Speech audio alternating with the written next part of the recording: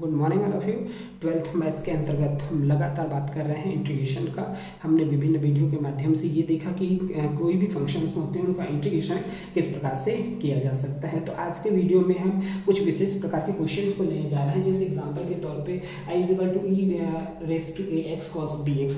अगर इस टाइप का क्वेश्चन आता है तो उसका इंटीग्रेशन किस प्रकार से किया जा सकता है। जैसे एग्जाम्पल के तौर पर कई क्वेश्चन इसमें पूछे जाते हैं। E raise to x sine x का इंटीग्रेशन कीजिए, e raise to x sine 4x का इंटीग्रेशन कीजिए, e raise to 3x cos 4x का इंटीग्रेशन कीजिए। मतलब इस टाइप से बहुत सारे क्वेश्चन पूछे जाते हैं। तो अगर हम प्रयास करें कि इसकी प्रक्रिया को समझ लें तो फिर ये क्वेश्चन हमारे लिए बनाने बहुत आसान हो जाएंगे। तो चलिए प्रक्रियाओं पर बात करते हैं। ये दो फलनों के मल्टीप्लिकेशन के रूप में मौजूद है, तो हम दो फलनों के मल्टीप्लिकेशन का फॉर्मूला यूज करेंगे, जहाँ ई रेस टू ए एक्स को पहला फलन और cos bx को दूसरा फलन मानेंगे।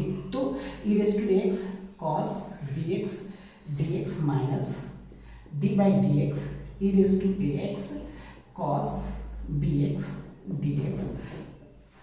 तो दो फलनों के गुणनफल का जो सूत्र हुआ है उसके आधार पर ये बोला जा सकता है कि ई रेस टू एक्स पहला फलन, दूसरे का समाकलन माइनस पहले का अवकलन, दूसरे का समाकलन और पूरे का समाकलन। तो उसी प्रक्रिया को हमने फॉलो किया और उसके आधार पर उसका निर्माण किया है। तो I is equal to e raise to a x. Cos का जो इंटीग्रेशन होता है वो होता है साइन bx और bx का इंटीग्रेशन b, क्योंकि bx को हम t मानते हैं, उसको ट्रांसफॉर्मेशन के माध्यम से फिर अलग से सॉल्व करते हैं। तो यहाँ पर डायरेक्टली सॉल्व किया जा रहा है e raise to a x का e raise to a x into a cos b x का sine b x upon b d x.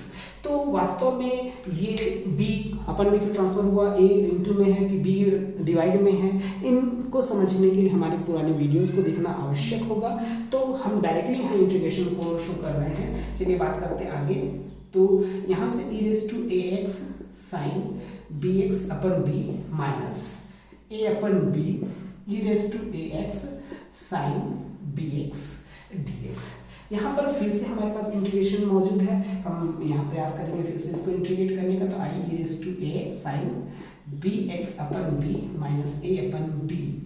तो यहाँ फिर से ई रेस टू एक्स अब डायरेक्टली कर रहा हूँ मैं, e raise to a x into sine का integration minus cos b x by b minus e raise to a x का differentiation e raise to x into a और sine का integration minus sine का integration minus cos b x by b d x. ये अंदर बनेगा। I is equal to e raise to a x sine b x upon b. अब multiply करेंगे हम अंदर, माइनस माइनस प्लस हो जाएगा a e raise to a x cos b x upon b का बी इंटू बी का square, minus minus plus और ये माइनस माइनस हो जाएगा a into a square b into b का square E raise to a x cos b x d x.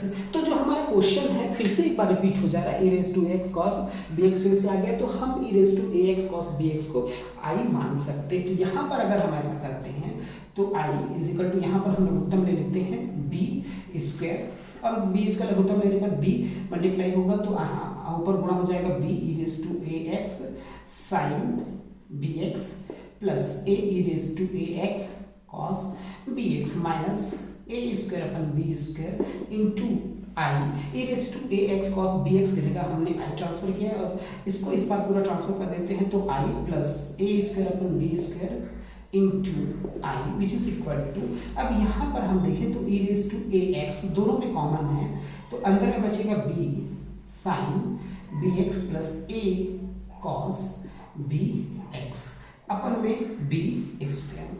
तो इसको और आगे सॉल्व करते हैं। यहाँ से बी स्क्वायर यहाँ मल्टीप्लाई हो जाएगा, आई कॉमन हो जाएगा, तो b square plus a square बटे b square which is equal to e raise to a x, इसको एज इट इज लिख रहा है a x b sine b x plus a cos b x upon b square. तो ये B square और ये B square cancel हो जाएगा, तो उस आधार पे लिखा जा सकता है आई ए स्क्वायर प्लस बी स्क्वायर को हम उस बार ट्रांसफर कर दे रहे हैं। तो e raise to a x b sine b x plus a cos b x upon a square plus b square. तो इस प्रकार से जो e raise to a x cos b x का जो इंटीग्रेशन होता है उसका एक फॉर्मूला बनकर तैयार हुआ है, e raise to a x b sine b x plus a cos b x upon a square plus b square. चाहे तो हम डायरेक्टली इस फॉर्मूला को यूज कर सकते हैं अपने विभिन्न प्रकार के क्वेश्चन को बनाने के लिए, या फिर हम इस प्रक्रिया का पालन करते हुए